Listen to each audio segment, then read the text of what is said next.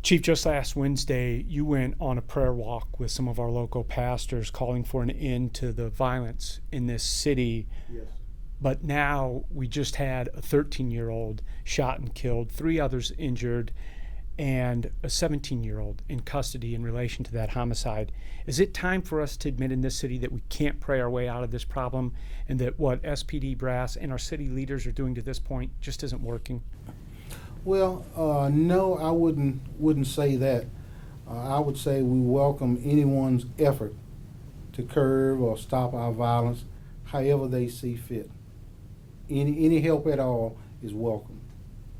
When we look at this, I just spoke to a couple of council people, and anyone who sees this, another young person shot and killed. This is the first time I've had to ask you about this, or really anyone. It's the first homicide like this since your tenure.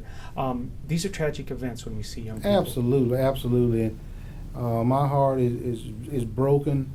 Anytime a life is lost, no matter how it's lost, and even more so when it's someone whose life is so far ahead of a young person.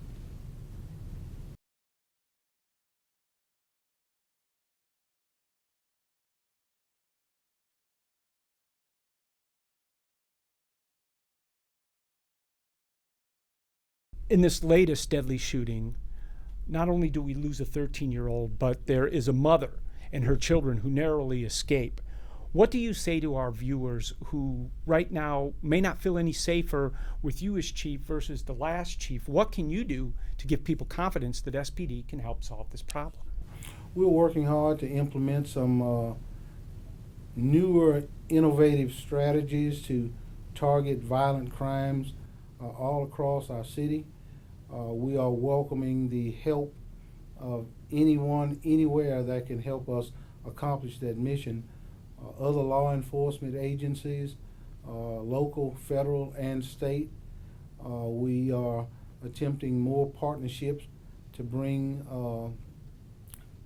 more of the effort into our city.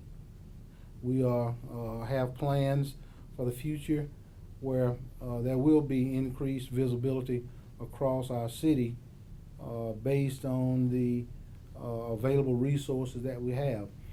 I'll tell you, there comes a time when I guess you have to prioritize what it is that you do and make the sacrifices to target what's the most important at the time.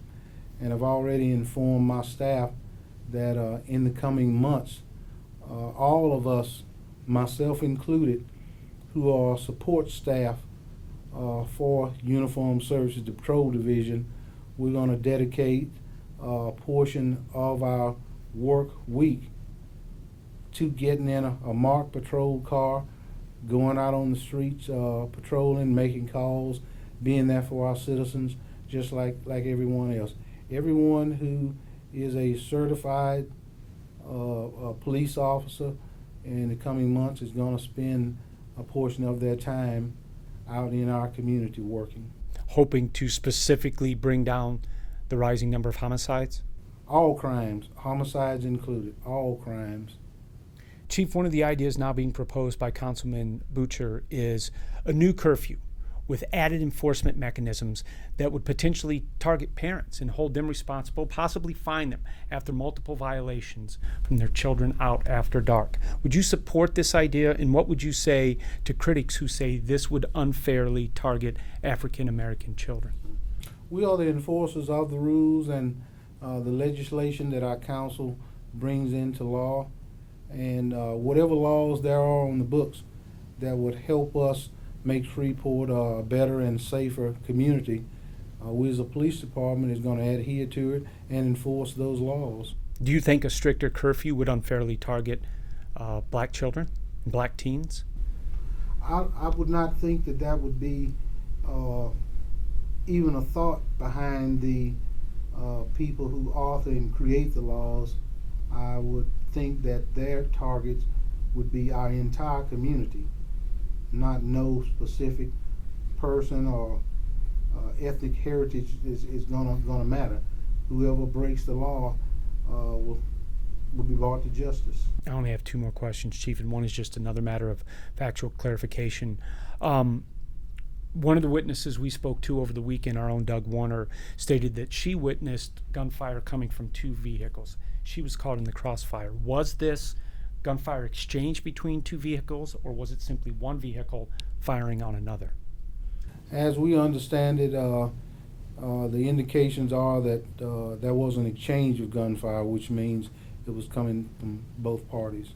I know this is, something that you said you're going to be in the community more yourself. I know you said that during the prayer walk, and here you are meeting with us.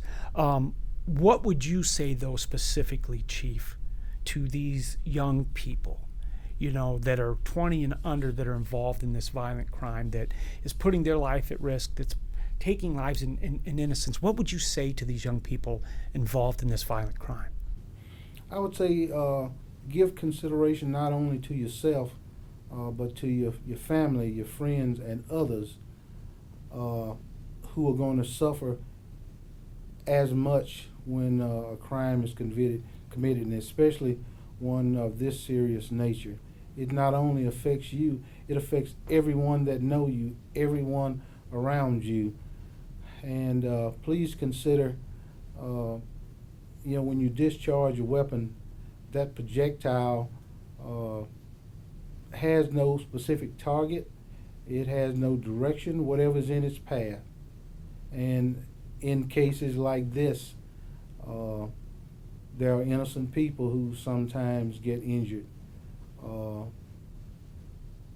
Other vehicles, buildings, the list just goes on and on. The projectile is going to continue until it finds something hard enough to stop it. Thank you, sir. Sure. Anytime. Appreciate it.